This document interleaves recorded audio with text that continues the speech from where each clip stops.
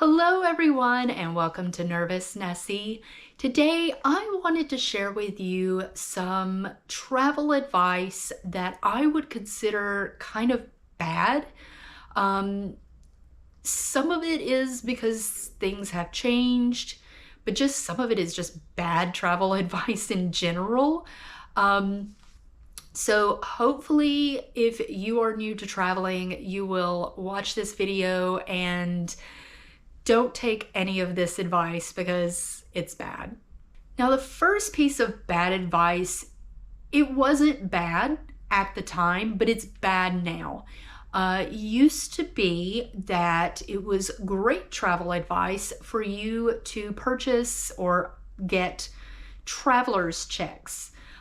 Traveler's checks were essentially pulling money out of your bank account and putting it into a check that you could write in other places, and that way you're not getting all of the money taken out of your bank account.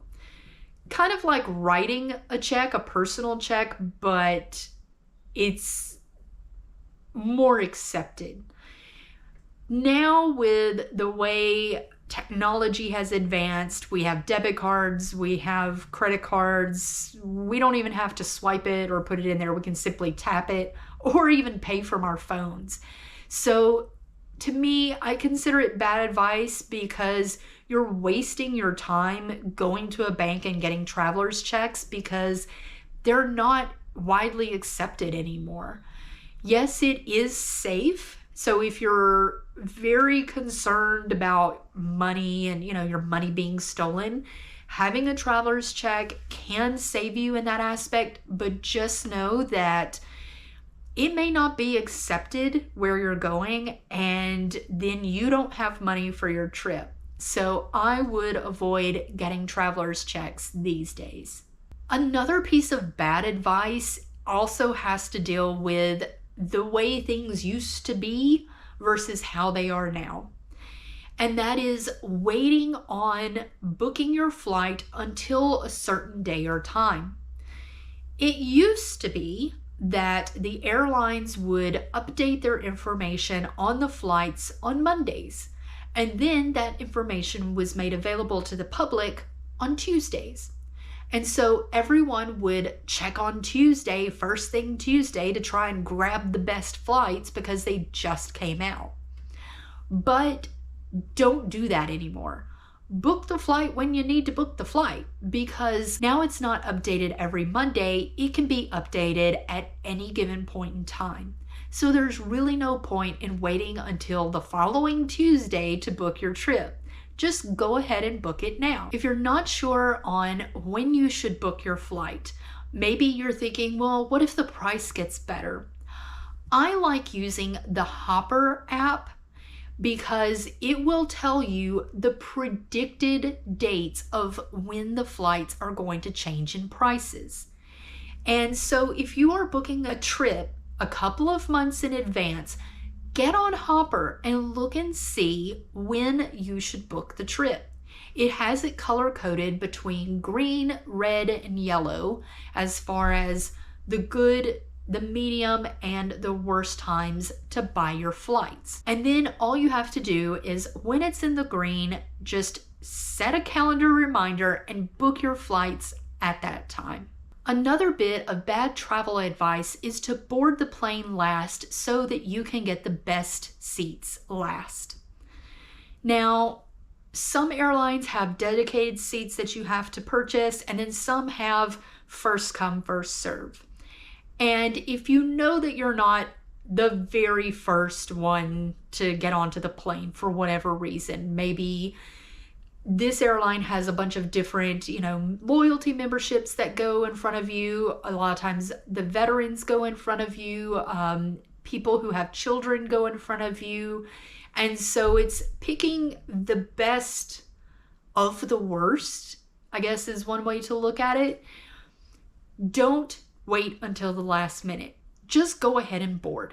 The reason why is because you may just get stuck with a really bad seat. It may just be bad. If a seat is empty after everyone has had the choice, then there's a reason you shouldn't sit there.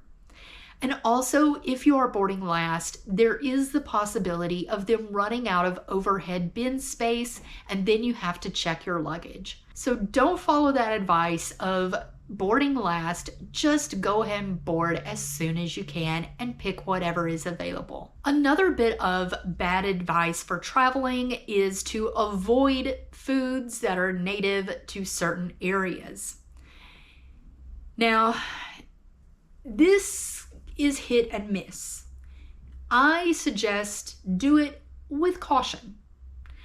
I love exploring new areas, and one thing I do love is exploring new foods that I cannot find where I am from. And eating like the locals do can be a great thing because you can discover so many wonderful foods. But it can also be a bad thing and ruin your trip if you get sick. So, use it with caution. They always say, if you go to a certain area, don't drink the water, or, don't eat this food, or, and a lot of times there's reasons for that. Maybe it's not as sanitary. In some places, if you eat the street food where they make it right in front of you on the street, that's not as sanitary as going into an actual restaurant. But I kind of use this rule of I look at what the locals are doing. If there is street food and there is a line down the street for that street food, I will eat that street food. But if there's just a random person on the side of the road selling food and nobody's really buying from them, then you might want to avoid that.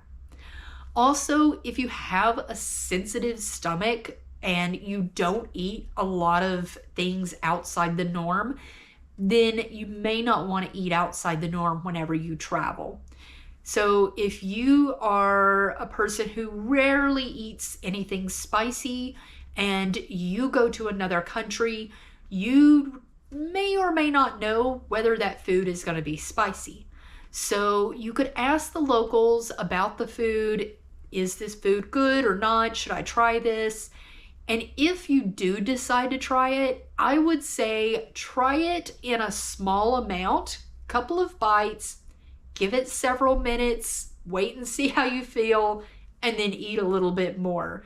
But I wouldn't completely avoid all of the food in that area. And going along with the food, yes, I love eating what the locals eat whenever I travel. But don't completely steer clear of your chains. And what I mean is a lot of your national chains will have locations in other countries, and the menus are completely different. What you get from McDonald's in the United States is going to be completely different from what you get in Japan or in England. There's completely different things on the menu. So it doesn't hurt to just stick your head into one and check out what the menu is, because it's kind of cool to come home and say that you tried this random thing on the McDonald's menu in this other country.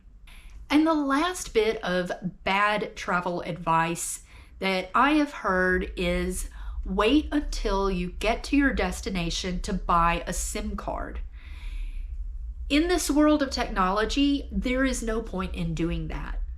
To me, I would rather have it ready to go before I even leave my trip. And so I do the eSIM and I get it through Saily.com. You can go on there and purchase the plan that you want, and that way when you arrive at your destination, your phone is ready to go. Just know that there are some scams that are involved with buying a SIM card at your destination, and I did talk about it in this video. So if you want to see what those scams are, then click on this link. But I would suggest get an eSIM card before you go on your trip versus buying a SIM card at your destination. I hope you've enjoyed this video where I talked about some bad advice that I've seen when it comes to traveling. If you've experienced bad advice, maybe someone over-exaggerated things, I personally, because I do stay in hostels, I hear people saying, you should never stay in a hostel. You're gonna die if you stay in a hostel. And I always laugh because I love staying in hostels. And until you have actually stayed in one, you don't understand. And a lot of times that is where bad travel advice comes from.